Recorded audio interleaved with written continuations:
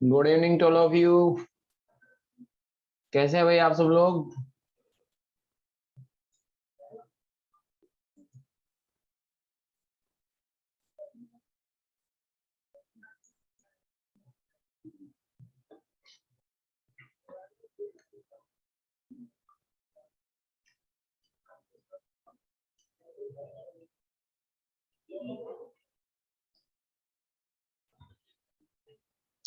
Hello बच्चों, आवाज आ रही है? सबको आवाज क्लियर आ रही है? पीपीटी दिख रहा है बेटा सबको? ओपन बोर्ड नजर आ रहा है क्या?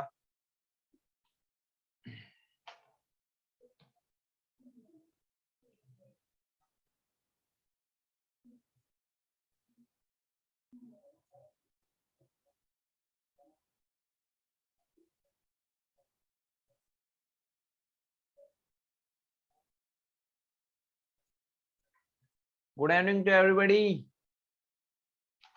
अबू शमरा, शिवम कुमार, प्रवेश कुमार यादव, क्या आप सबको मेरी आवाज क्लियर आ रही है? दिख रहा है? सब कुछ दिख रहा है क्या? चलिए स्टार्ट करते हैं। In previous lecture we have studied about the respiratory system. उसमें हम लोगों ने पढ़ा था कि रेस्पिरेशन क्या होता है। उसके बाद हम लोग गए थे कि रेस्पिरेशन के अंदर 5 स्टेप्स को हमने देखा था कि five steps are included in respiratory system. A complete respiration occurs within 5 steps। 5 steps के अंदर कंप्लीट होता है। उसके बाद हमने देखा था कि जो 5 स्टेप्स उनको 3 टाइप्स ऑफ रेस्पिरेशन के अंदर डिवाइड किया गया था। External respiration, internal respiration and cellular respiration. यहाँ हम लोगों ने ये बातें पढ़ ली थी। उसके बाद हमने देखा था कि रेस्पिरेटरी सिस्टम क्या होता है।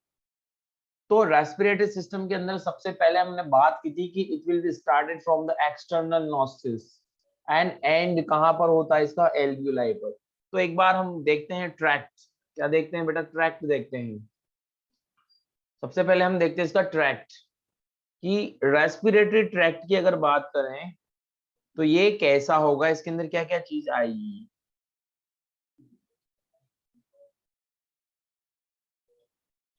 अगर आपसे रेस्पिरेटरी ट्रैक्ट के बारे में पूछता है,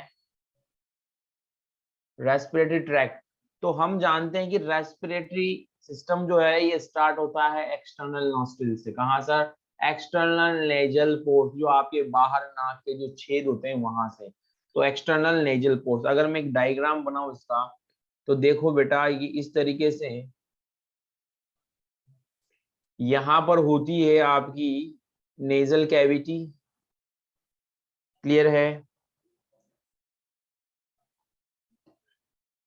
ये हो जाएगी आपकी नेजल कैविटी। अब नेजल कैविटी के देखो यहाँ पर क्या है बेटा? एक्सटर्नल नेस्ट्रिल्स। क्या है ये? External nasal pores. तो आपका रेस्पिरेटरी सिस्टम यहाँ से स्टार्ट होता है। कहाँ से? एक्सटर्नल नेजल पोर्स से। फिर देखो ये ओपन होता है नेजल कैविटी के अंदर, नेजल कैविटी के अंदर। फिर हो जाएंगे बेटा आपके इंटरनल,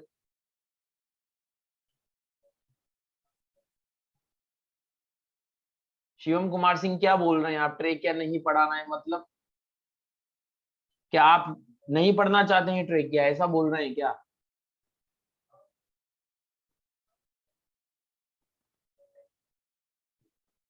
शिवम आप क्या बोल? हाँ नहीं हुआ है, मुझे पता है बेटा, मुझे पता है। अभी पढ़ाऊंगा ना, आपको पढ़ाऊंगा मैं।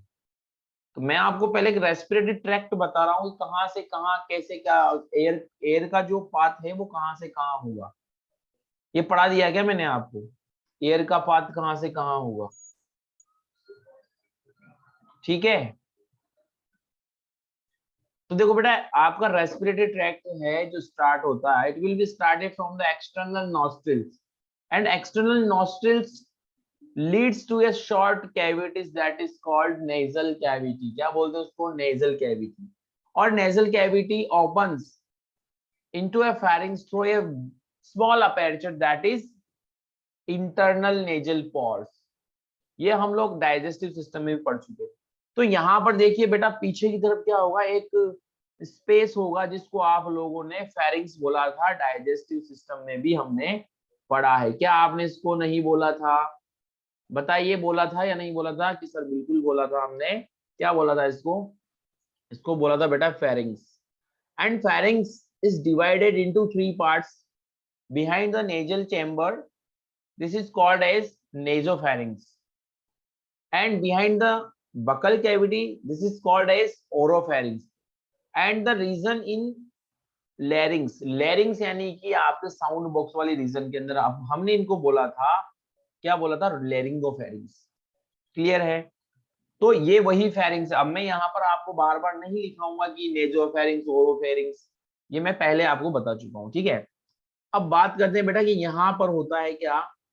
यहाँ पर होगा आपका sound box, this is sound box, and sound box is also called as voice box and cartilaginous box. इसके बारे में मैंने कल आपको बताया था प्रीवियस क्लास में, इसका स्ट्रक्चर भी बनाया था। यही आपका लैरिंग्स। ठीक है, लैरिंग्स को क्या क्या नाम दे सकते हैं अपन? साउंड बॉक्स, आप इसको साउंड बॉक्स बोल सकते हैं, आप इसको वॉइस बॉक्स बोल सकते हैं, और डिफरेंट टाइप्स ऑफ कार्टिलेजेस से बना हुआ है, इसलिए हम इसको कार्टिलेजिनस बॉक्स भी बोल सकते हैं। कार्टिलेजिनस बॉक्स भी हम इसको बोल सकते हैं। क्लियर है? How many types of cartilages are present in your voice box? उस दिन बताया था thyroid cartilage, cricoid cartilage, arytenoid cartilage, Santorini cartilage and cuneiform cartilage. Cuneiform cartilage जो है, आप चाहें तो 4 याद रख सकते हैं, क्यूनिफॉर्म का कोई वो नहीं है ना। उसके बाद देखो यहाँ पर ये होगा बेटा आपका ट्रेकिया। ट्रेकिया की ओपनिंग जो होती है वो कहलाती है क्या? ग्लॉटिस। क्या कहलाती है? ग्लॉटिस। और ग्लॉटिस के ऊपर एक फ्लैप था, कार्टिलेजिनस फ्लैप, जिसको हमने नाम दिया था एपिग्लॉटिस। क्या मैं ये सब चीजें आपको पहले बता चुका हूं? क्या मैं ये सब आपको पहले बता चुका हूं? अरे बोलिए भाई, मैं ये सब चीजें आपको डाइजेस्टिव सिस्टम में भी बता चुका हूं। अबू शमरा, अभिषेक भारती, शिवम, प्रवेश कुमार यादव, क्या मैं आपको पहले बता चुका हूं? आप बोलते क्यों नहीं है भाई? क्या आप पढ़ाई नहीं कर रहे हैं क्या? कोई जवाब ही नहीं देता है। तो भाई ये ट्रेकिया है आपका। फेरिंग्स जो होता है वो लैरिंग्स में, लैरिंग्स के बाद आ जाता है आपका ट्रेकिया। ट्रेकिया जो होता है ये ट्रेकिया है। ठीक है, अब ट्रेकिया जब पहली बार डिवाइड करता है, the first time trachea will divided, तो ये बनाता है बेटा प्राइमरी ब्रोंकस। आप यहाँ पर ग्रीन कलर से देख सकते हैं कि ट्रेकिया ने जब डिवाइड किया पहली बार, the first time trachea will divided and that branch is known as primary bronchus. इनको क्या बोल देंगे? प्राइमरी ब्रोंकस, प्राइमरी ब्रोंकस बोल देंगे। ठीक है, या फिर आप 1 डिग्री ब्रोंकस भी बोल सकते हैं, 1 डिग्री ब्रोंकस। क्लियर? उसके बाद ट्रेकिया डिवाइड करता है फिर से सेकेंड टाइम, आप इसको क्या बोल देंगे बेटा? Secondary bronchus. क्या बोल देंगे? सेकेंडरी ब्रोंकस, या आप इसको बोल दें 2 डिग्री ब्रोंकस। क्लियर? उसके बाद ट्रेकिया फिर डिवाइड कर रहा है, थर्ड टाइम डिवाइड किया, तो इसको बोल दोगे आप टर्शियरी ब्रोंकस। क्या बोल देंगे? Tertiary bronchus. आप इसको नाम देंगे बेटा टर्शियरी ब्रोंकस, और इसको आप 3rd डिग्री ब्रोंकस भी बोल सकते हैं। यहाँ डिग्री का मतलब कोई एंगल वाला डिग्री नहीं है, नॉर्मल बात बोल रहे हैं। 3 डिग्री का मतलब थर्ड टाइम। ठीक है, उसके बाद ऐसे करते करते आपका trachea many and many times repeated, bar bar repeat करते हुए क्या होगा? डिवाइड होगा। लगभग 23 to 24 टाइम्स डिवाइड होता है। लेकिन मैं यहाँ पर इतना सारा डिवाइड करके आपको नहीं बता सकता हूँ, इसलिए मैं यहाँ पर लिख देता हूं एक बार में कि this is total pulmonary bronchioles. Total का मतलब ऑल टाइम जो रिपीट किया इसने ब्रांचिंग को, उसको एक ही बार में लिख दिया टोटल पल्मोनरी ब्रोंकियोल्स। देखो मैंने ब्रोंकियोल्स लिख दिया है। ब्रोंकियोल्स का मतलब है प्लूरल नंबर। पहले ब्रोंकस लिख रहा था, ब्रोंकाइज लिख रहा था, अब क्या लिख दिया? ब्रोंकियोल्स। ठीक है, उसके बाद बेटा लास्ट टाइम डिवाइड करेगा, एक बार फिर ये डिवाइड कर लेता है कि चलो कोई बात नहीं है, अब मैं आगे डिवाइड नहीं कर पाऊंगा। इतना पतला हो जाता है ये डिवाइड। जब ऊपर से डिवाइड करता है तो ऊपर पहले इसका जो साइज होता है, डायमीटर, वो मोटा होता है, ज्यादा होता है, लेकिन जैसे जैसे नीचे की तरफ आता जाएगा ये नेरो होता जाएगा और लास्ट में बहुत नेरो हो जाता है। अब ये आगे डिवाइड नहीं कर सकता। इसको बोल देते बेटा अपन टर्मिनल ब्रोंकियोल्स। क्या बोल देते? Terminal bronchioles. मतलब टर्मिनल ब्रोंकियोल्स के बाद ये अब आगे डिवाइड करने की कैपेसिटी यहाँ पर खो देता है। क्लियर? उसके बाद बेटा यहाँ पर सबसे लास्ट जो आता है वो आता है क्या? Respiratory bronchiole. एक और ब्रोंकियोल होगा, रेस्पिरेटरी ब्रोंकियोल। अब रेस्पिरेटरी ब्रोंकियोल जो है, इसके बाद यहाँ पर देखो कुछ डक्ट्स दिख रही हैं आपको, मैंने यहाँ पर कुछ डक्ट्स बना दी हैं और इन डक्ट्स को बोल देते हैं बेटा क्या? यह है एल्वियोलर डक्ट्स। एल्वियोलर डक्ट्स, क्या बोल देंगे इनको? Alveolar ducts. क्लियर? और इन एल्वियोलर डक्ट के बीच में यहाँ पर देखिए एक आपको गैप नजर आ रहा है। जब डक्ट ऐसे ऐसे जा रही ना, एक इधर एक इधर, एक ऊपर एक नीचे, जैसे सर्कल होता है ना जहां पर चार रास्ते ज्वाइन करते हैं एक दूसरे को, तो ये बीच का जो स्पेस है इसको बोल देंगे एट्रिया। क्या बोल देंगे इसको? एट्रिया बोल देंगे। क्लियर है? और इन डक्ट से बेटा जुड़े हुए होते हैं क्या? इन डक्ट से इस तरीके से आपकी एल्वियोलाइज के गुच्छे, बंच जुड़े होते हैं, इनको आप बोलते हैं एल्वियोलर, एल्वियोलर सैक। जैसे कि अंगूर, ग्रेप्स का एक जो बंच होता है उसमें बहुत सारे ग्रेप्स होते हैं और इनके अंदर छोटी छोटी वेस्क्यूलर बेग लाइक स्ट्रक्चर इस तरीके से लगी हुई होती है, उसको बोलते हैं क्या? एल्वियोलाई। क्लियर है? अब मैं आपसे पूछूं, क्या मैं आपको रेस्पिरेटरी ट्रैक्ट बता रहा हूं? क्या ये आपका रेस्पिरेटरी ट्रैक्ट है? रेस्पिरेटरी ट्रैक्ट जो होता है start from the external nostrils and ends कहां पर होता है इसका? एल्वियोलाई पर। कहां पर? एल्वियोलाई पर। बेटा आपके बोथ लंग्स के अंदर, दोनों जो लंग्स होते हैं उनके अंदर कितनी एल्वियोलाई? लगभग 300 मिलियन। कितनी? 300 मिलियन एल्वियोलाई होती है आपके दोनों लंग्स के अंदर। कितनी मिलियन होते हैं? 300 मिलियन। ठीक है? तो एल्वियोलाई लास्ट वर्ड। तो ट्रैक्ट का मतलब होता है कि आप रेस्पिरेशन के अंदर क्या लेंगे? एयर को इनहेल करेंगे। तो एयर कहाँ कहाँ से होकर कहाँ कहाँ जा रही है उसकी बात करते हैं। तो आप एक्सटर्नल नोस्ट्रिल से जब एयर को लेंगे तो नेजल चेम्बर में जाएगा, फिर इंटरनल नेयर्स में, फेरिंग्स में, फिर लैरिंग्स में, trachea, primary, secondary, tertiary, total, terminal, ऐसे। तो हम यहाँ पर एक बार लिख लेते हैं कि जो ट्रैक्ट ऑफ रेस्पिरेटरी, यहाँ पर रेस्पिरेटरी ट्रैक्ट लिख लेते हैं, रेस्पिरेटरी ट्रैक्ट। तो बेटा रेस्पिरेटरी ट्रैक्ट है वो कहाँ से स्टार्ट हुआ है? इसमें सबसे पहला पोर्शन क्या होगा? ये होगा आपका external nasal pores. External nasal pores lead करते हैं ओपन इनटू ए शॉर्ट कैविटी और इस कैविटी का नाम है नेजल कैविटी। उस दिन मैंने आपको बताया था नेजल कैविटी के 3 पार्ट होते हैं। कितने पार्ट होते हैं नेजल कैविटी के? 3 पार्ट होते हैं। कौन कौन से पार्ट होते हैं नेजल कैविटी के? सबसे इंटीरियर मोस्ट पार्ट जो होगा उसको बोलते हैं नेजल वेस्टिब्यूल। क्या बोलते हैं? Nasal vestibule. और आपको पता है ये वह क्षेत्र है, वो एरिया है जहां पर हेयर्स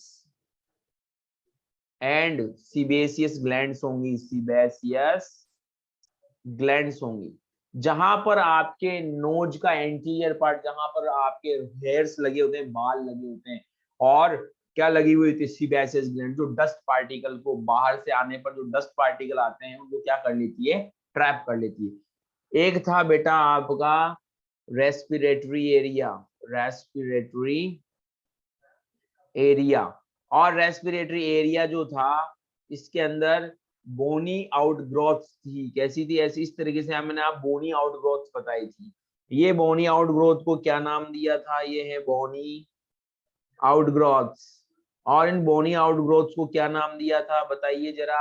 इनको नाम दिया था मैंने कॉनकी। क्या नाम दिया था? कॉनकी या फिर टर्बाइनल्स। ये कैसे होते हैं? स्पाइरल फॉर्म में होते हैं। कैसे होते हैं? स्पाइरल। स्पाइरल आप जानते हैं इस तरीके के लगे होते हैं, स्पाइरल। ये आपके नाक के अंदर स्पाइरल फॉर्म में लगे होते हैं। देखो, एक इंसान सीधा जाएगा और एक ऐसे घूम घूम के जाएगा तो उसको टाइम लगेगा, और जब तक टाइम लगेगा तो एयर यहाँ पर रुकेगी, यहाँ पर एयर को टाइम लगेगा। अब इस एरिया का मकसद क्या होता है, इस एरिया का जो मेन फंक्शन वो है एयर को बॉडी टेम्परेचर तक लाना। क्या एयर जो होती है उसको कहां तक लाना, बॉडी टेम्परेचर, मतलब तो ये comes to the air to body temperature। ये आपकी एयर को बॉडी टेम्परेचर तक लाने में हेल्प करता है। जैसे बाहर बहुत ज्यादा गर्म टेम्परेचर है तो एयर भी गर्म होगी, है ना। तो जब ये आपकी नाक के अंदर आती तो ये एरिया जो है रेस्पिरेटरी एरिया, ये क्या करता है उसके अंदर मॉइस्चर ऐड कर देता है, उसको क्या कर देता है, गीली कर देता है, मॉइस्ट कर देता है, ताकि वो आपकी बॉडी टेम्परेचर आ जाए, ठंडी हो जाए। क्लियर है। उसके बाद थर्ड जो था, इसको बोला था बेटा अपन ने, कौन सा, इसमें एक सिनिडेरियन मेम्ब्रेन थी ना, तो स्मेल एरिया था, वो कौन सा था, स्मेल एरिया। और स्मेल एरिया कौन से एपिथेलियम का बना हुआ था, PSCCGE, क्या PSCCGE, कौन सा एपिथेलियम था, ये था सर स्नीडेरियन मेम्ब्रेन, था कि नहीं था। ये एरिया क्या करता है, आपको स्मेल सेंसिंग में हेल्प करता है। क्लियर। अब नेजल कैविटी के बाद क्या आता है बेटा, थर्ड क्या आएगा, इंटरनल नेजल पोर्स। ठीक है। इंटरनल नेजल पोर्स जो होते हैं ओपन होते हैं फेरिंग्स के अंदर, और फेरिंग्स को मैं अच्छी तरह आपको डाइजेस्टिव सिस्टम में पढ़ा चुका हूँ, जिसके 3 पार्ट होते हैं, ओरोफेरिंक्स, नेजोफेरिंक्स एंड लैरिंगोफेरिंक्स। तो मैं अब यहाँ पर आपको नहीं बताऊंगा। And this is a common pathway for air and food. ये एयर ऑन फूड के लिए क्या होती है, एक कॉमन पाथवे होती है, ये भी मैं आपको बता चुका हूँ। उसके बाद फेरिंग्स जो होती है बेटा, फेरिंग्स लीड करती है। फेरिंग्स के बाद आएगा आपका लैरिंग्स, क्या आएगा, लैरिंग्स। लैरिंग्स को क्या बोलते हैं, आप बोलते हो साउंड बॉक्स, कभी बोलते हो वॉइस बॉक्स, कभी बोलते हो कार्टिलेजिनस बॉक्स। ठीक है।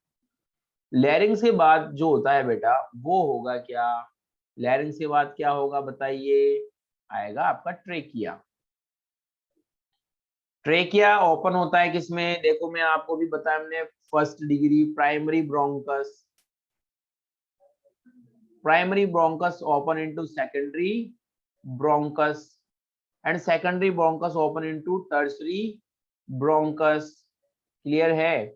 एंड यहां पर आ जाएगा फिर बाद में टोटल पल्मोनरी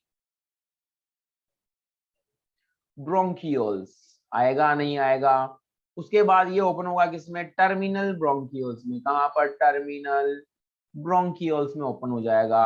और टर्मिनल ब्रोंकियोल्स में ओपन होने के बाद देखो इसके बाद क्या आएगी, रेस्पिरेटरी ब्रोंकियोल, क्या आएगी, रेस्पिरेटरी ब्रोंकियोल। और रेस्पिरेटरी ब्रोंकियोल जो होती है ये किसमें ओपन होती है, एल्वियोलर डक्ट में, किसमें, एल्वियोलर डक्ट। और एल्वियोलर डक्ट ओपन होती है एट्रिया के अंदर, और एट्रिया ओपन होता है किसके अंदर, एल्वियोलाई के अंदर। तो क्या आप ये देख सकते हैं, पूरा मैंने ट्रैक्ट बना दिया है। ये ट्रैक्ट क्या है, कहां से स्टार्ट हुआ था, ये एक्सटर्नल नॉस्ट्रिल से। तो क्या आप पूरा ट्रैक्ट बता सकते हैं कि सर ये ट्रैक्ट जो है, ये देखिए यहाँ पर, ये ट्रैक्ट जो है, ये पूरा ट्रैक्ट किसका है, ये पूरा ट्रैक्ट है बेटा किसका, आपके रेस्पिरेशन का ट्रैक्ट है। कि आपसे अगर एयर का रास्ता पूछा जाए कि एयर कहाँ से कहाँ जाएगी, तो आप बता सकते हैं एक्सटर्नल नॉस्ट्रिल से कहाँ कहाँ जाएगी। प्रीवियस डायग्राम में देखिए मैंने पूरा रास्ता आपको बता दिया। अब ये जो पूरा रेस्पिरेटरी ट्रैक्ट है ना बेटा, इसको 2 पार्ट में डिवाइड करते हैं। रेस्पिरेटरी जो ट्रैक्ट है आपका, respiratory tract is divided into 2 main regions। Respiratory tract को कितने पार्ट में डिवाइड किया गया है, इसको डिवाइड किया गया बेटा 2 पार्ट के अंदर। ठीक है, वो पार्ट भी देखते हैं कौन कौन से हैं। रेस्पिरेटरी ट्रैक्ट के अंदर 2 पार्ट होते हैं मेन, जो आपके एक्सटर्नल नोस्ट्रिल से लेकर एल्विलाई तक का पूरा जो एक रास्ता है, एक पाथ है, उसको 2 पार्ट में डिवाइड करते हैं। पहला एक तो है बेटा आपका कंडक्शन जोन, कंडक्शन जोन, ठीक है, और एक है आपका रेस्पिरेटरी जोन। रेस्पिरेटरी जोन पूरे आपके अंदर जो रेस्पिरेटरी ट्रैक्ट है, जो कि स्टार्ट हुआ है कहाँ से, एक्सटर्नल नॉस्ट्रिल से, और कहां पर खत्म हुआ है, वो हुआ है आपका एल्वियोलाई में। इस पूरे रास्ते को हमने दो पार्ट में डिवाइड किया, एक तो एक कंडक्टिंग जोन, एक होता है रेस्पिरेटरी जोन। आप इसको लो कंडक्टिंग जोन, क्या होता है ये, कंडक्टिंग जोन। अब आप बोल सकते हैं सर कंडक्टिंग जोन कहां से कहां तक होता है, जरा बता दीजिए। तो बेटा कंडक्टिंग जोन जो होता है ये होता है एक्सटर्नल नॉस्ट्रिल्स, जो आपके एक्सटर्नल नेजल पोर से लेकर कहां तक, ये होता है बेटा आपका टर्मिनल ब्रोंकियोल्स तक, टर्मिनल ब्रोंकियोल्स तक होता है, ठीक है। एक्सटर्नल नोस्ट्रिल से लेकर कहां तक होता है, टर्मिनल ब्रोंकियोल्स। इसका काम क्या है कि sir it's provide the passage for air.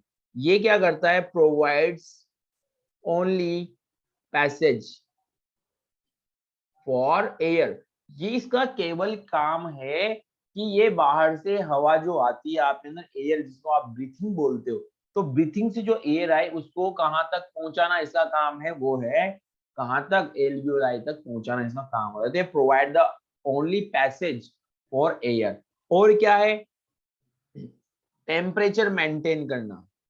ये क्या करता है, comes the comes to the air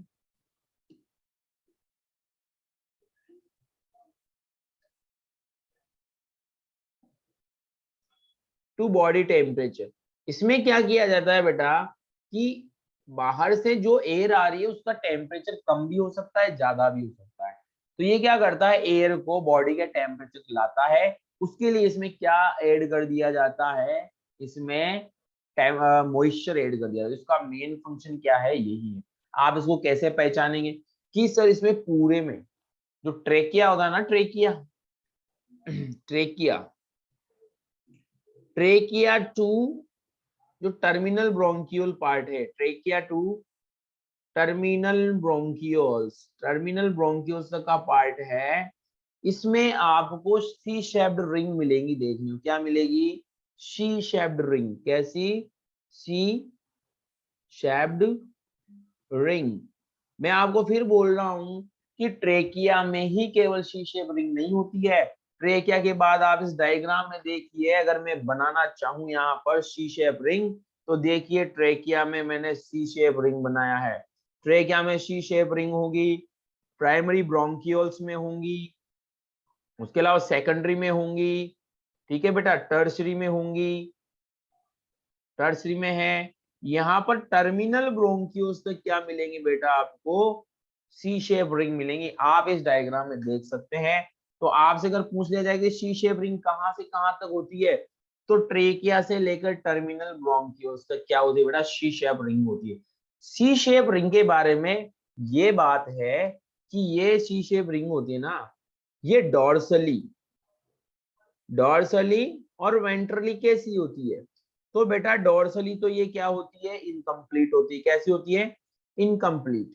और वेंट्रली कैसी होती है, कंप्लीट होती है। जैसे ये मान लीजिए मेरा ट्रेकिया है और एक रिंग लगी हुई है, देखो सी शेप, ये सी शेप हो गया, तो ऐसे लगी हुई, तो आगे से तो ये कवर्ड है लेकिन पीछे से ओपन है, ठीक है। इसको बोलते हैं सी शेप रिंग। आपसे बोले सी शेप रिंग कौन सी कार्टिलेज की बनी हुई होती है, तो आपको अच्छी तरह पता है क्योंकि मैं टिश्यू में पढ़ा चुका हूँ। बताइए भाई, अबू शमरा, गौरव सोनी, प्रवेश कुमार यादव, शिवम कुमार, बताइए हाइलिन कार्टिलेज कौन सी, सॉरी सी शेप रिंग कौन सी कार्टिलेज का एग्जाम्पल है।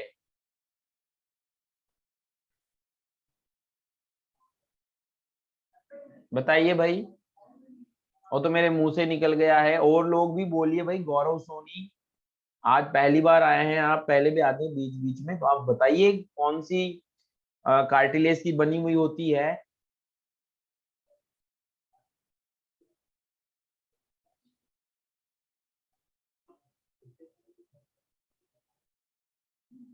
चलिए नेक्स्ट बात करते हैं रेस्पिरेटरी जोन की। अब रेस्पिरेटरी जोन जो होता है ना बेटा, ये कहां से कहां तक होता है? तो रेस्पिरेटरी जोन होता है कहां से कहां तक? From respiratory bronchioles to alveoli. आपके रेस्पिरेटरी ब्रोंकियोल से एल्वियोलाई तक का जो पार्ट होता है, जैसे अगर मैं उसको यहां बना दूं कि ये आपकी मान लीजिए रेस्पिरेटरी ब्रोंकियोल, उसके बाद यहां पर एल्वियोलर डक्ट्स,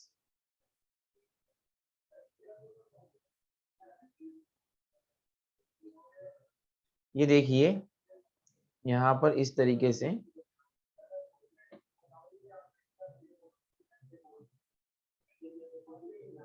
यहां पर मैं बना दूं बेटा इस तरीके से एल्वियोलर डक्ट बनाते हैं ये। तो ये हो जाएगा आपका रेस्पिरेटरी ब्रोंकियोल। देखो टर्मिनल ब्रोंकियोल के बाद आता है रेस्पिरेटरी ब्रोंकियोल और उसके बाद में आता है एल्वियोलर डक्ट। क्या आती है? Alveolar duct. ठीक है। और फिर आ जाता है बेटा क्या? एट्रिया। एट्रिया। ठीक। और उसके बाद में यहां पर लगी हुई होती है एल्वियोलाइज। ये देखो एल्वियोलाइज, एल्वियोलर सैक। और इसके अंदर क्या होती है? बहुत सारी छोटी छोटी एल्वियोलाइज होती है इस तरीके से। एल्वियोलाइज लगी हुई होती हैं, जैसे आपने अंगूर का गुच्छा देखा है एल्वियोलाइज। तो ये पार्ट जो है बेटा ये कहलाता है रेस्पिरेटरी जोन। क्यों कहलाता है रेस्पिरेटरी जोन? क्योंकि यहाँ पर क्या होता है? गैसियस का एक्सचेंज होता है। यहाँ पर मैं लिख दूं इस जोन के अंदर गैसियस एक्सचेंज टेक्स प्लेस। जैसे मैंने आपको स्टार्टिंग में बताया था ब्रीथिंग में, जब मैं स्टार्ट कर रहा था चैप्टर, तो मैंने बताया था कि एक्सचेंज होता है दो जगह पर। एक तो होता है between the alveoli and blood vessels, और एक होता है एल्वियोलाई और कहां पर, सॉरी, ब्लड वेसल्स और टिश्यूज के बीच में। तो बेटा जो रेस्पिरेटरी ब्रोंकियोल्स जो होता है ना, यहाँ से इसके चारों तरफ क्या है? ब्लड वेसल्स का एक नेटवर्क प्रेजेंट होता है इस तरीके से। इसमें क्या होगा? ब्लड वेसल्स का एक नेटवर्क प्रेजेंट होता है इसके पास। और इस ब्लड वेसल्स के नेटवर्क में से देखो बेटा क्या होगा कि इस ब्लड वेसल्स के नेटवर्क में ब्लड यहाँ पर फ्लो करता रहेगा। अब आपकी जो ऑक्सीजन आ रही है वो ऑक्सीजन आपकी रेस्पिरेटरी ब्रोंकियोल से ही निकलना स्टार्ट कर देती है। और कहाँ आना स्टार्ट कर देती है? आपके ब्लड में। ठीक है, आपके ब्लड में आना स्टार्ट कर देती है। और इधर से जो CO2 होता है वो कहाँ जाना स्टार्ट कर देता है? वो कर देता है आपके respiratory bronchioles, atria, alveolar duct. तो कहने का मतलब है कि ऑक्सीजन और CO2 का जो एक्सचेंज होना स्टार्ट होता है वो कहाँ से हो जाता है? एल्वियोलाई में जाकर नहीं होता है। वो कहाँ से होने लग जाता है? वो होने लग जाता है रेस्पिरेटरी ब्रोंकियोल से ही होने लग जाता है। क्लियर है? ये ब्लड वेसल है। ठीक है। तो इस तरीके से आपके टोटल जो पूरा आपके अंदर रेस्पिरेटरी पाथवे है फ्रॉम एक्सटर्नल नॉस्ट्रिल्स टू कहां तक? जो आपके एल्वियोलाई, उसको दो जोन में बांटा गया है, रेस्पिरेटरी जोन और कंडक्टिंग जोन। कंडक्टिंग जोन का एक ही काम होता है, एयर को लाना कहां तक? एल्वियोलाई तक। तो इसमें सी शेप्ड रिंग इसी का पार्ट होती है, यहीं पर होती है। External nostrils to terminal bronchioles का ये पार्ट है। Comes to the air to body temperature, ये एयर को बॉडी टेम्परेचर तक लाने का काम करता है। इसमें कुछ मॉइस्चर ऐड करते हैं। ठीक है। उसके बाद इसमें सी शेप्ड रिंग होती है, तो डॉर्सली क्या होती है? इनकम्प्लीट और वेंट्रली कंप्लीट होती है। ठीक है। रेस्पिरेटरी जोन रेस्पिरेटरी ब्रोंकियोल से लेकर एल्वियोलाई तक का भाग होता है। इसमें क्या क्या चीज आती है? Respiratory bronchioles, alveolar duct, atria, alveolar sac and alveoli. अब इस भाग में चारों तरफ क्या ब्लड कैपिलरीज का नेटवर्क होता है, इसलिए ऑक्सीजन और CO2 का एक्सचेंज यहां से होने लगा। इसको अपन क्या बोलते हैं? Respiratory zone. या फिर इसका एक और नाम है एक्सचेंज जोन, भी आप इसको बोल सकते हैं, एक्सचेंज जोन। ठीक है, एक्सचेंज जोन भी हम इसको बोल सकते हैं। क्लियर? उसके बाद में मैंने आपको नेजल कैविटी का क्या बता दिया था बेटा, स्ट्रक्चर बता दिया था। नेजल कैविटी का मैंने आपको स्ट्रक्चर बताया था, ठीक है। नेजल कैविटी का स्ट्रक्चर जब मैंने आपको बताया तो आपको ये बोला था कि नेजल कैविटी जो होती है इसके 3 पार्ट होते हैं। अभी मैंने आपको बताया कौन कौन से पार्ट होते हैं, क्या क्या काम करते हैं, ठीक है। उसके बाद nasal cavity internal nasal pores में ओपन होती है और इंटरनल नेजल पोर्स फेरिंग्स के अंदर ओपन है। किसके अंदर? फेरिंग्स के अंदर। तो फेरिंग्स के बारे में आपको पढ़ाने से कोई मतलब नहीं है, क्योंकि मैं फेरिंग्स को डाइजेस्टिव सिस्टम में पढ़ा चुका हूं, आपको पढ़ा दिया है भाई।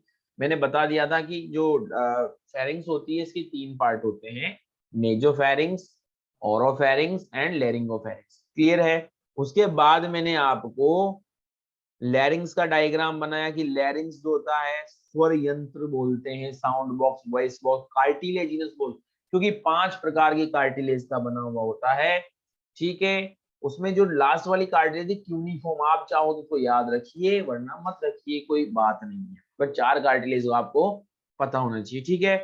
तो हम बात करते हैं कहां से, नेक्स्ट जो स्ट्रक्चर आएगी आपके रेस्पिरेटरी ट्रैक्ट की, वो है बेटा क्या, ट्रेकिया।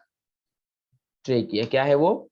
ट्रेकिया प्लस, ट्रेकिया के बाद अपन बात करेंगे लंग्स की। किसकी बात करेंगे? लंग्स की। क्लियर है? Trachea plus lungs plus alveoli, ये 3 स्ट्रक्चर को मैं एक साथ आपको बताऊंगा। क्लियर है? कौन कौन से स्ट्रक्चर है? ट्रेकिया, लंग्स एंड एल्वियोलाई, ठीक है। अब एल्वियोलाई को क्या बोला है, आपकी एनसीईआरटी बोलती है वैस्कुलर बेग लाइक स्ट्रक्चर होते हैं, वेस्क्यूलर बेग लाइक स्ट्रक्चर होती है, ठीक है। लगभग आपके दोनों लंग्स के अंदर 300 मिलियन, कितनी? 300 million vascular bag like structure, जिसको आप एल्वियोलाई बोलते हैं। लंग्स आपके अंदर कितने होते हैं? 1 पेयर होते हैं। कितने पेयर होते हैं? 1 पेयर, यानी कि संख्या में 2। ट्रेकिया जो होता है ये बेटा 10 to 12 centimetre, 10 to 12 centimetre long tube होता है, ठीक है। अब देखो बात करते हैं, इनको बनाते हैं कि बेटा ये ट्रेकिया है। ट्रेकिया का ओपनिंग जो है हम आपको बता चुके हैं कि इसको हम ग्लॉटिस बोलते हैं। उसके बाद ट्रेकिया ओपन हुआ इस तरीके से, है ना। और ट्रेकिया के ऊपर आपको पता है सी शेप्ड रिंग्स होती हैं, सी शेप्ड रिंग्स होती हैं। देखो सी शेप्ड रिंग्स एंटीरियरली आगे की तरफ, वेंट्रली क्या है, कंप्लीट है, लेकिन पीछे की तरफ क्या है, इनकम्प्लीट है, ठीक है। तो ये क्या हो जाएंगे बेटा, ये हो जाएगा ट्रेकिया। और ट्रेकिया कितना लंबा होता है, इसकी लंबाई कितनी होती है, 10 टू 12 सेंटीमीटर लॉन्ग ट्यूब, ठीक है। इसमें शी शेप्ड रिंग होती है, क्या होती है बेटा, शी शेप्ड रिंग होती है, क्या होती है इसके अंदर, शी शेप्ड रिंग होती है। क्लियर है? दिख रही है आपको साफ साफ? अब बेटा ट्रेकिया जो होता है ना, ये आपकी 5th नंबर की थोड़ी, ये चेस्ट वाले रीजन में, देखो यहाँ से जैसे आया नीचे, ठीक है, यहाँ से नीचे आया। अब ये वाला रीजन कौन सा? चेस्ट वाला रीजन। तो चेस्ट वाले रीजन में एंटर करता है। मान लीजिए ये इसने एंटर किया चेस्ट वाले रीजन में, और चेस्ट वाले रीजन में आकर, देखो चेस्ट में मेरे पास है ना, जो पीछे क्या है यहाँ पर, वर्टिब्रल कॉलम है, रीढ़ की हड्डी है मेरे पास, वर्टिब्रल कॉलम। तो उसमें क्या होता है कि 7 वर्टिब्रीज तो कहाँ होती है, 7 वर्टिब्रीज मेरी गर्दन में होती है, और 12 कहाँ होती है, वो होती है थोरेक्स में। तो 12 की बात तो 1 2 3 4 5, 5th नंबर की थोरेसिक कैविटी पर आकर ये क्या हो जाता है, डिवाइड हो जाता है 2 पार्ट, इस तरीके से। 5th नंबर की थोरेसिक कैविटी पर मैं यहां पर लिख दूं, at the level of 5th thoracic cavity, thoracic vertebrae, sorry क्या लिखूंगा, थोरेसिक वर्टिब्री। अगर आपसे प्रश्न पूछ ले कि आपका ट्रेकिया चेस्ट में कौन सी वर्टिब्री पर आकर 2 पार्ट पे डिवाइड करता है, तो होता है 5 नंबर की थोरेसिक वर्टिब्री पर, ठीक है। मैं पहले बता चुका हूं कि मेरे पास जो वर्टिब्रीज हैं वो कितनी है, वो है 26 वर्टिब्रीज। उसमें से 7 नंबर मेरे गर्दन वाले रीजन में है, चेस्ट में कितने है 12, तो 1 2 3 4 5, 5 नंबर तक जैसे ही आएगा, आते ही क्या हो जाएगा, 1 से लेकर 5 तक तो सीधा आ रहा है, यहाँ से लेकर यहाँ तक तो सीधा आ रहा है, फिर यहाँ से 2 पार्ट में डिवाइड हो जाएगा। क्लियर है? तो इसको बोलते हैं अपन क्या, प्राइमरी ब्रोंकस, जो मैं आपको बता चुका हूं। और इन पर भी क्या होती है, सी शेप रिंग होती है। क्लियर? उसके बाद ये जो ट्रेकिया है बेटा, ये एंटर करता है आपके अंदर दो बहुत शानदार स्ट्रक्चर्स हैं जिनको बोलते हैं लंग्स। इनके अंदर एंटर करता है, ये लंग्स के अंदर एंटर करता है।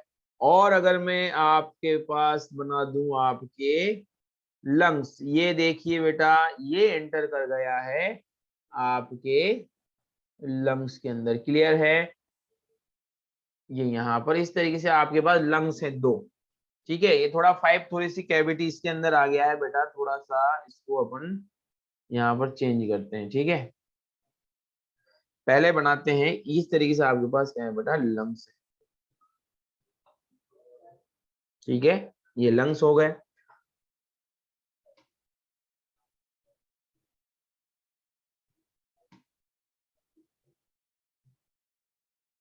ठीक, अब देखिए यहाँ पर एक बात ऑब्जर्व करिए कि पहली बात तो आपके पास कितने लंग्स हैं बताइए,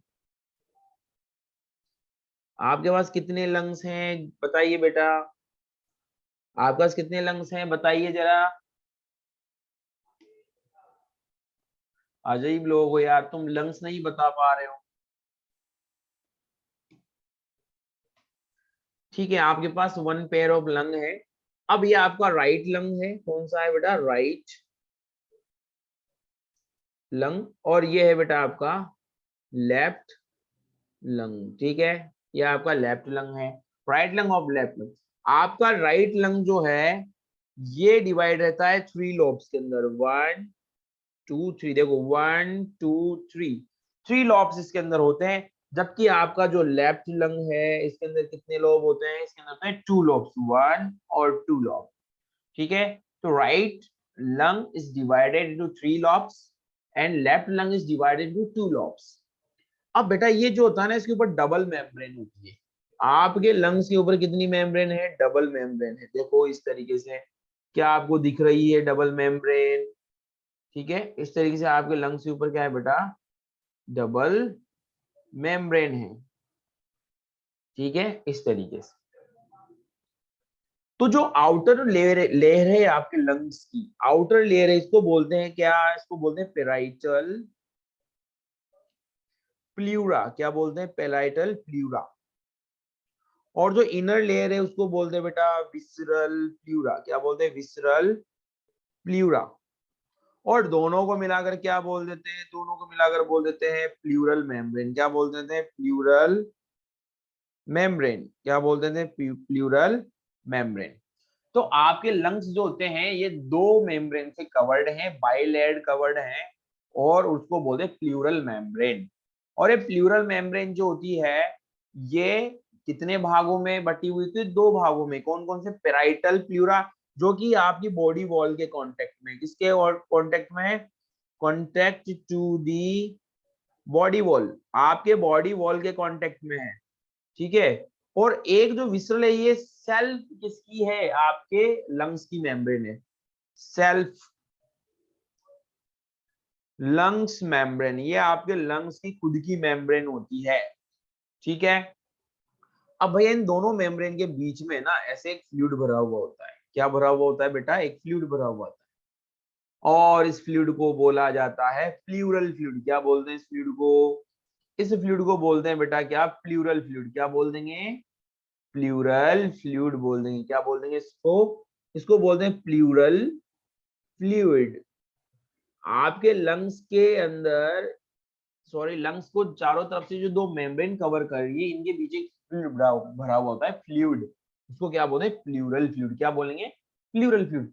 अब ये प्लूरल फ्लूइड क्या होता है ना, ये फ्रिक्शनलेस मूवमेंट करवाता है आपके लंग्स को, फ्रिक्शनलेस मूवमेंट करवाता है। आपके लंग्स जो होते हैं, हमेशा आपको पता है आपके लंग्स इस तरीके से मूव। अब आपके लंग्स में दो मेम्ब्रेन है, एक तो खुद की सेल्फ मेम्ब्रेन है और एक आपकी बॉडी की वॉल है। ठीक है, तो अब क्या होगा, ये बॉडी की वॉल तो स्टेबल रहती है इस तरीके से, आपकी लंग्स की वॉल इस तरीके से, आपने जैसे ही सांस छोड़ा तो आपके लंग्स की मेम्ब्रेन अंदर चली गई, फिर आपने जैसे ही अंदर इंस्पायरेशन किया तो फिर आ गई, ये इससे टकराएगी, फिर ऐसे ऐसे चलता रहता है। अगर मान लीजिए ये दोनों टकराएंगी तो ये रप्चर हो सकती है, इसलिए इन दोनों के बीच एक फ्लूइड भरा दिया गया है, वो रगड़ नहीं लगने देता, फ्रिक्शन नहीं होने देता। तो ये शॉक एब्जॉर्बर की तरह भी काम करता है, किसकी तरह, शॉक एब्जॉर्बर। आपके लंग्स के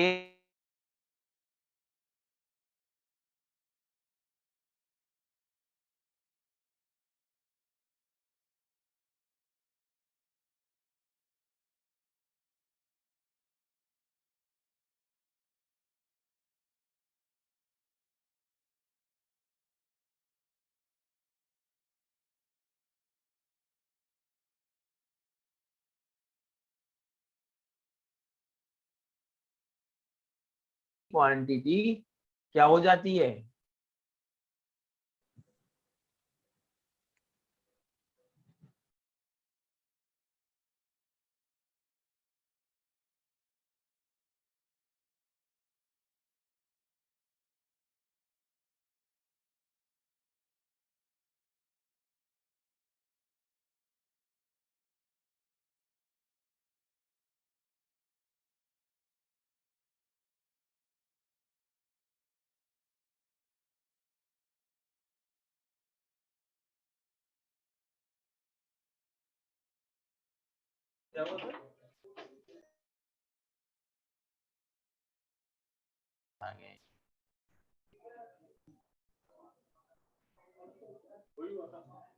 ठीक है बेटा, दिख रहा है सबको, दिख रहा है क्या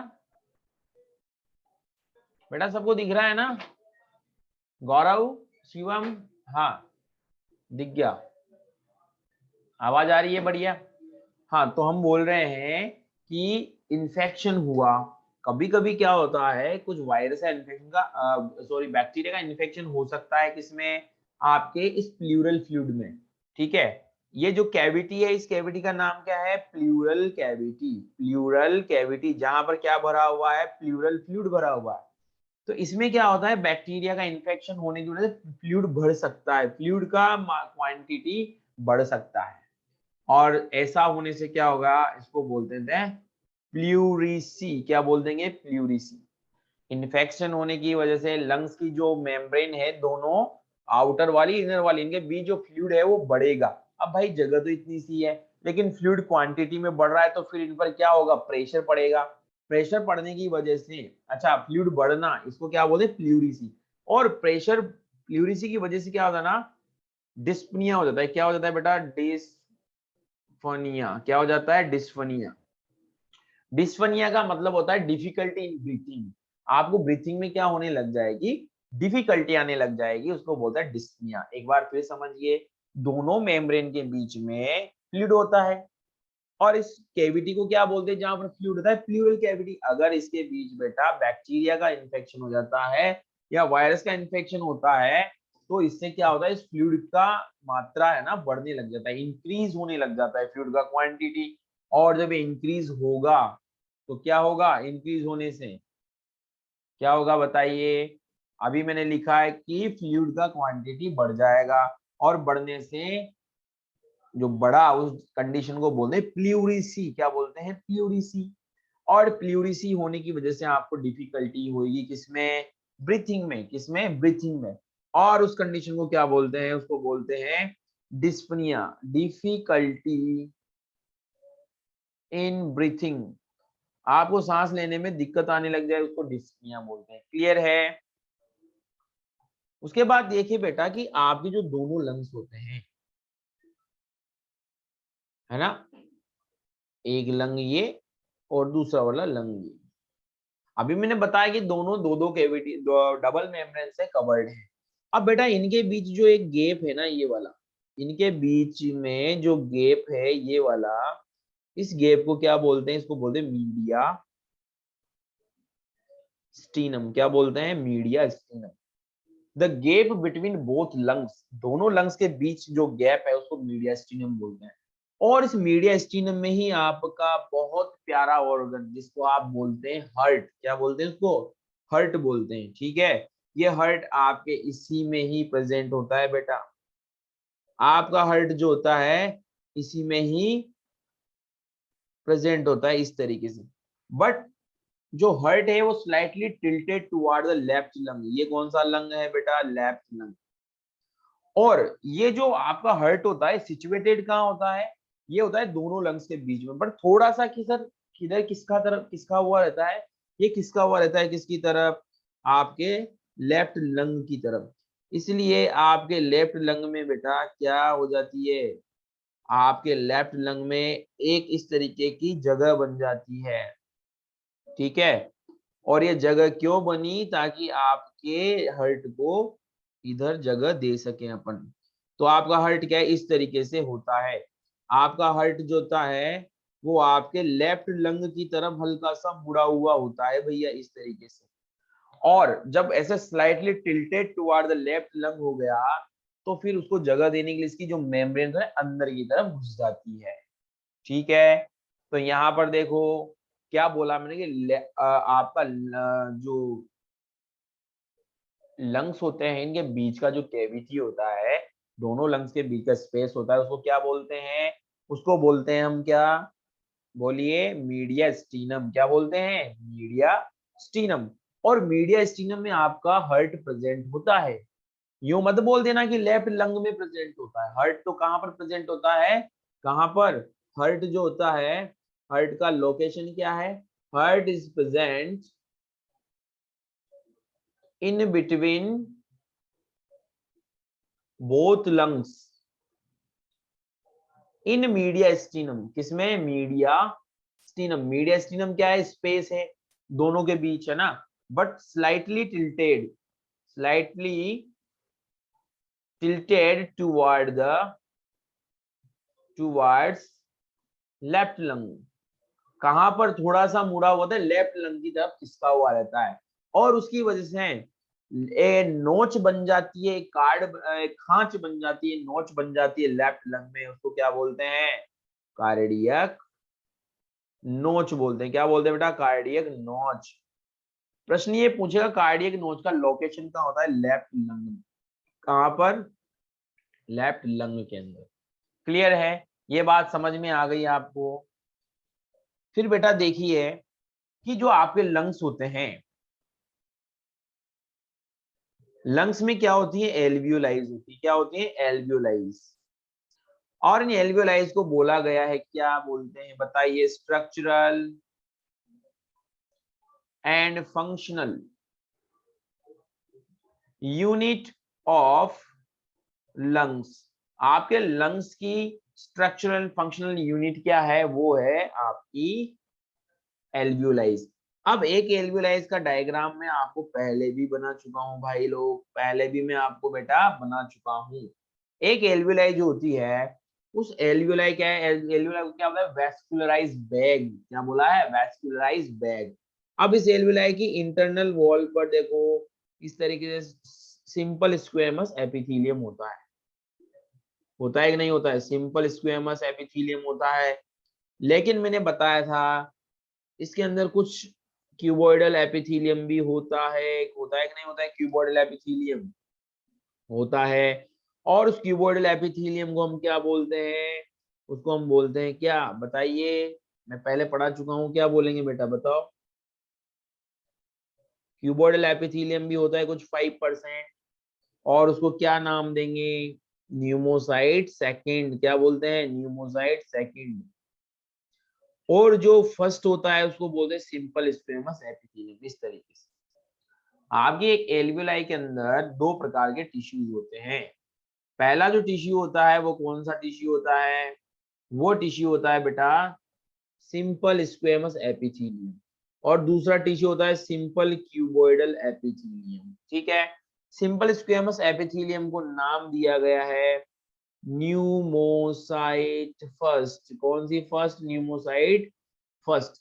जबकि सिंपल क्यूबॉइडल एपिथेलियम कहलाता है न्यूमोसाइट सेकंड। क्या कहलाता है, न्यूमोसाइट सेकंड। अब देखो बेटा, याद रखना जो न्यूमोसाइट फर्स्ट है ना, यहाँ पर क्या है, न्यूमोसाइट फर्स्ट। न्यूमोसाइट फर्स्ट जो होती है, इसका फंक्शन क्या है, इसका फंक्शन क्या है बताइए, गैसियस डिफ्यूजन। ये क्या करती है, गैसेस का डिफ्यूजन करवाती है, इससे होके क्या है, फ्लैट है ना, तो गैस ऑक्सीजन आएगी इधर से और इधर चली जाएगी, डिफ्यूज करवा रही है। लेकिन जो न्यूमोसाइट सेकंड है, न्यूमोसाइट सेकंड जो होता है,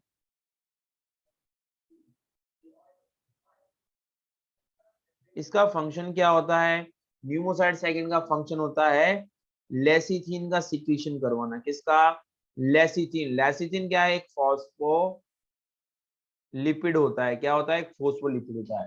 तो ये लेसिथिन का सिक्रीशन करवाती है। अब लेसिथिन क्या करता है, एक्ट एज अ सर्फेक्टेंट। किसकी तरह, एक्ट एज ए सर्फेक्टेंट, एक सर्फेक्टेंट की तरह काम करता है। सर्फेक्टेंट वो होते हैं जो सरफेस एरिया को मेंटेन रखते हैं। आपके एल्यूलाई में बार बार हवा आएगी, फूलेगी, हवा निकलेगी, वापस छोटी हो जाएगी, फिर फूलेगी, फिर छोटी हो जाएगी, फिर फूलेगी।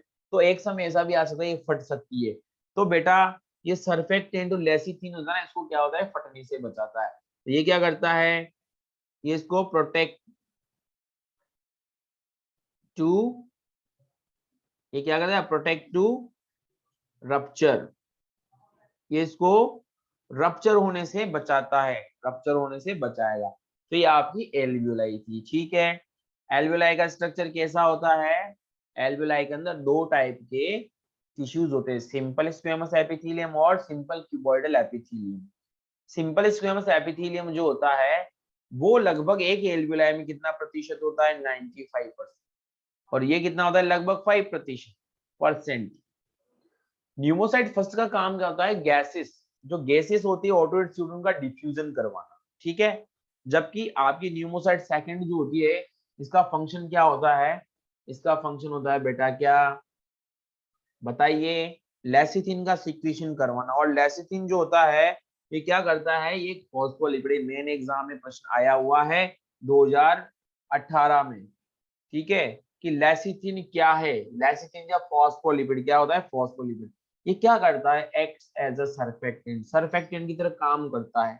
और सर्फेक्टेंट क्या होते हैं, ऐसे पदार्थ, ऐसे केमिकल्स जो किसी भी चीज का सरफेस एरिया बढ़ता है या कम होता है, उस वजह से वो रप्चर हो सकती है, उसको रप्चर होने से बचाना, फटने से बचाना। क्लियर है,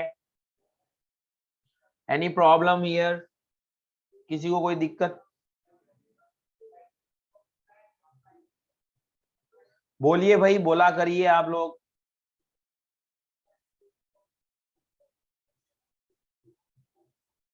क्या यहाँ पर किसी को कोई प्रॉब्लम है,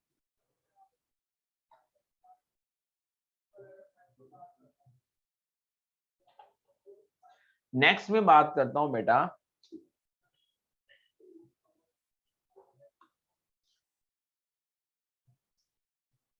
लंग्स के बारे में। देखो लंग्स, आपका ट्रेकिया जो होता है ना, आपका ट्रेकिया जब ब्रांच होकर और लंग्स में जिस जगह से एंटर करता है, मान लीजिए लंग्स है, तो लंग्स में जिस जगह से ये एंटर कर रहा है ना, ये वाला पार्ट जहां पर ये एंटर कर रहा है, उसको बोलते हैं बेटा हाइलम। क्या बोलते हैं, हाइलस या फिर हाइलम। क्या बोलते हैं, हाइलस या हाइलम। ये वो जगह है जहां से ब्लड वेसल्स, ब्लड वेसल्स और नर्व्स एंटर करती है। कहां पर, लंग्स के अंदर। आपका जो ट्रेकिया होता है, जब प्राइमरी टाइम डिवाइड करता है तो प्राइमरी ब्रोंकस बनता है, और जिस जगह से एंटर करता है आपके लंग्स में, उसको बोलते हैं हाइलस या हाइलम, जहां पर ब्लड वेसल्स और नर्व्स एंटर करती है, ठीक है। क्लियर है। उसके बाद में देखो, आपके लंग्स बहुत ही नाजुक स्ट्रक्चर है, बहुत ही डेलिकेट स्ट्रक्चर है आपकी बॉडी की। अगर मान लीजिए ये फट गए तो हम भी जिंदा नहीं रहेंगे। क्लियर। इसलिए आपके लंग्स को जो प्रोटेक्शन दिया गया है, उस प्रोटेक्शन की बात करते हैं। और प्रोटेक्शन क्या है, उसको बोलते हैं रिब केज। क्या बोलते हैं, रिब केज बोलते हैं। क्या बोलते हैं बेटा, रिब केज। रिब केज किसके लिए? For protection of lungs. आपके लंग्स के लिए एक प्रोटेक्शन प्रोवाइड करवाया गया है भगवान के द्वारा, और उसको बोलते हैं क्या? Rib cage. अब देखो रिब केज कैसा होता है। मान लीजिए आपके लंग्स हैं। अब लंग्स तो बहुत क्या है, स्पॉन्जी स्ट्रक्चर होते हैं, स्पॉन्जी स्ट्रक्चर लंग्स स्पॉन्ज के से बहुत नाजुक होते हैं। तो एक चारों तरफ से एक पिंजरे से बंद होते हैं और उस पिंजरे को बोलते हैं रिब केज। तो इस रिब केज में देखते हैं बेटा आपके लंग्स के एंटीरियर पार्ट पर, मैं अगर आपके लंग्स की एंटीरियर पार्ट की बात करूं, तो एंटीरियर पार्ट पर यानी कि मान लीजिए यहाँ पर लंग्स है, तो इसका एंटीरियर पार्ट क्या हो गया? ऊपर वाला। तो एंटीरियर पार्ट्स पर क्या है बेटा? यहाँ पर क्लेविकल बोन है। क्या है? क्लेविकल बोन है। यहाँ पर जो ये दो बोन ऐसे लगी हुई है कॉलर के जैसे, कॉलर बोन बोलते हैं, ये दो बोन एंटीरियर पार्ट पर क्या है? क्लेविकल बोन है। बेटा इसके पोस्टीरियर पार्ट पर क्या है? पोस्टीरियर पार्ट पर है बेटा डायाफ्राम। क्या है? डायाफ्राम है। क्या है? डायाफ्राम। डायाफ्राम देखो बिल्कुल नीचे यहाँ पर क्या है? डायाफ्राम है। ठीक है, जैसे यहाँ पर बना दूं मैं इस तरीके से, क्या है बेटा? एक डायाफ्राम यहाँ पर लगा हुआ है इस तरीके से, लंग्स के जस्ट नीचे पोस्टीरियर। फिर मैं बेटा बात करूं इसके लेटरल साइड की। लेटरल साइड की बात करूं तो लेटरल साइड पर क्या है? रिब्स हैं, है कि नहीं? है देखो यहाँ से इस तरीके से रिब्स लगी हुई हैं साइड में, तो ये क्या है? लेटरल साइड में रिब्स होती है। और बात करूं इसके पोस्टीरियर पीछे की तरफ क्या है लंग्स के, तो पोस्टीरियर पार्ट की बात करूं तो पोस्टीरियर पार्ट जो है इस पर है बेटा वर्टिब्रल कॉलम। क्या है? Vertebral column. और वर्टिब्रल कॉलम को हिंदी में बोलते हैं रीढ़ की हड्डी। पीछे क्या है? रीढ़ की हड्डी है। और इसके वेंट्रल पार्ट की बात करूं, वेंट्रल पार्ट की बात करूं तो आगे क्या है लंग्स के? यहाँ पर देखो एक बोन होती है, स्टर्नम बोलते हैं। तो क्या बोलते हैं? स्टर्नम बोलते हैं। मतलब आपका लंग क्या है? ऊपर से नीचे से, दाएं से बाएं से, आगे से पीछे से, सब तरीके से एक बोन के केज में सुरक्षित है। उसको आप बोलते हैं रिब केज। ठीक है, और इसलिए अपन बोलते हैं lungs is situated in air tight chamber. क्या है? लंग्स के बारे में एनसीईआरटी एक लिखती है, lungs is situated in lungs is situated in air tight chamber. और उस एयर टाइट चेम्बर का क्या नाम है? Rib cage. क्या नाम है बेटा? Rib cage. Air tight chamber मतलब ऐसा चेम्बर जो चारों तरफ से एकदम पैक हो, उसके अंदर एयर एंटर ना कर सके यार, अंदर की एयर बाहर नहीं आ सके, इस तरीके का एक पैक्ड चेम्बर है, उसको बोलते हैं रिब केज। तो आपसे अगर क्वेश्चन पूछ ले कि आपके लंग्स के एंटीरियर पार्ट पर क्या है, तो आप बोलेंगे क्लेविकल बोन। यहाँ पर देखिए मैं एक रफ डायग्राम बनाता हूँ। अगर मान लीजिए ये आपके बेटा क्या है? लंग्स। सही से बनाते हैं लंग्स। चलिए देखो ये आपके हैं लंग्स इस तरीके से, है ना? अब मैंने बोला लंग्स का एंटीरियर पार्ट, यहाँ पर क्या है? क्लेविकल बोन है।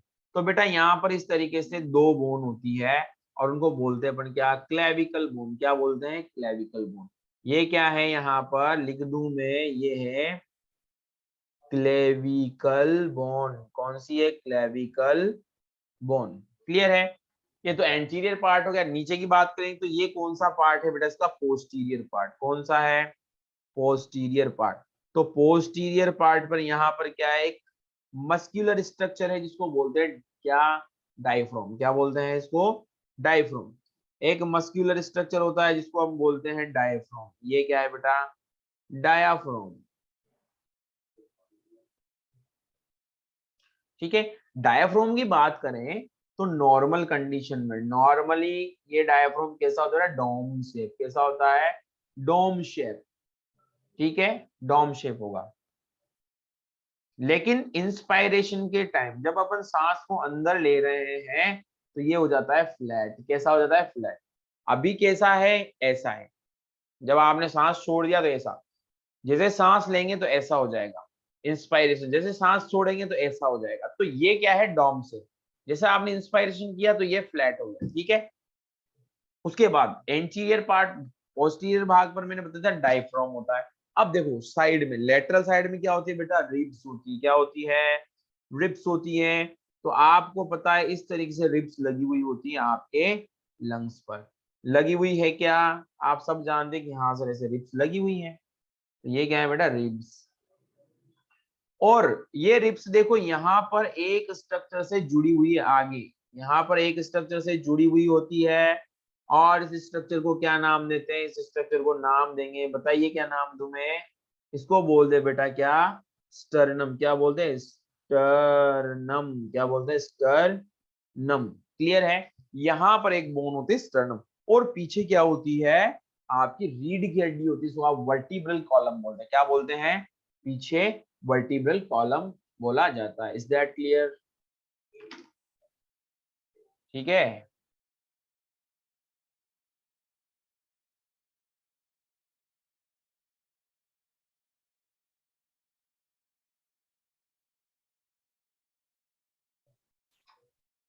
क्लियर है बेटा, क्या ये रिब केज क्लियर हुआ क्या आपको।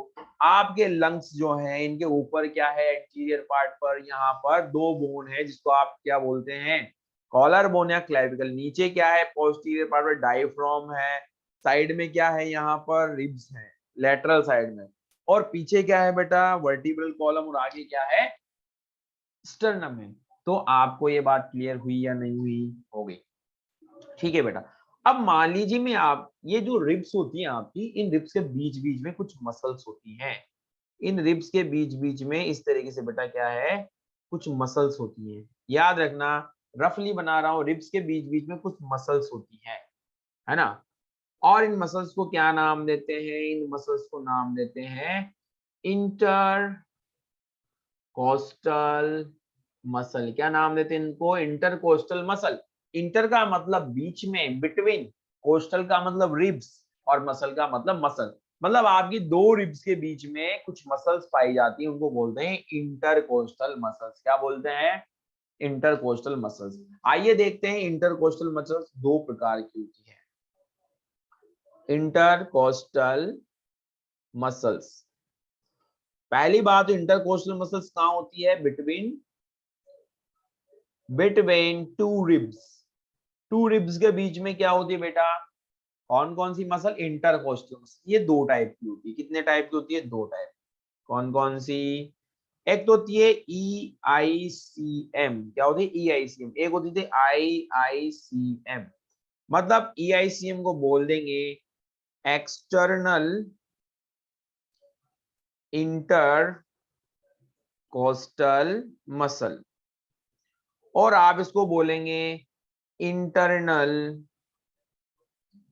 Inter coastal muscle. देखो भैया ये कैसे जुड़ी हुई होती है, मान लीजिए एक्सटर्नल इंटरकोस्टल मसल कैसे होंगी। मान लीजिए एक आपकी रिब है, ये एक रिब और दूसरी रिब, ये दो रिब है, ये रिब और ये दूसरी रिब। मान लीजिए अपर रिब का डोर्सल पार्ट ये हो गया, और वेंट्रल पार्ट ये हो जाएगा। ऐसे इसका डोर्सल पार्ट या वेंट्रल पार्ट ये हो जाएगा। तो ऐसी मसल्स दो, जो दो रिब्स के बीच कैसे हैं, कि अपर रिब्स के डोर्सल पार्ट से स्टार्ट हो रही है और नीचे वाली रिब्स के वेंट्रल पर जुड़ रही है, इस तरीके से। इस तरीके से, तो इसको बोलते हैं हम क्या, एक्सटर्नल इंटरकोस्टल मसल। क्या बोल देंगे, ई आई सी एम। लेकिन बाय द वे कुछ मसल्स ऐसी हैं, मान लीजिए कोई एक रिब है, ये दूसरी रिब है ना।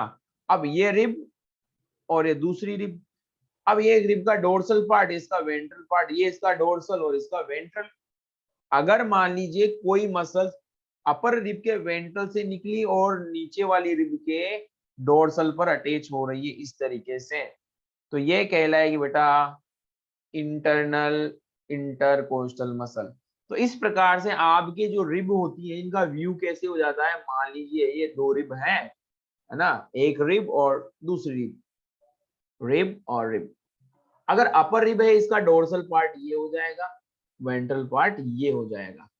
इसका डोर्सल पार्ट ये हो जाएगा, वेंट्रल पार्ट ये हो जाएगा। अगर मान लीजिए यहाँ पर एक्सटर्नल इंटरकोस्टल मसल है तो कैसे, अपर रिब के डोर्सल से निकलेगी, लोअर रिब के वेंट्रल पर इस तरीके से जुड़ी हुई होती है, तो ये EICM होगी। और IICM कैसे, अपर रिब के कौन से पार्ट से जुड़ी हुई होगी, वेंट्रल से, और नीचे वाली रिब के डोर्सल पार्ट से इस तरीके से जुड़ी हुई होती है। तो ये IICM हो जाएगी और ये EICM हो जाएगी। तो ये 8 लुक देती है, जैसे आप काउंटिंग में लिखते हो ना 8 नंबर, वैसा लुक दे रही है। क्लियर है? क्या आपको रिब्स का अरेंजमेंट समझ में आया कि रिब्स कैसे अटैच होती है? समझ गए क्या बेटा?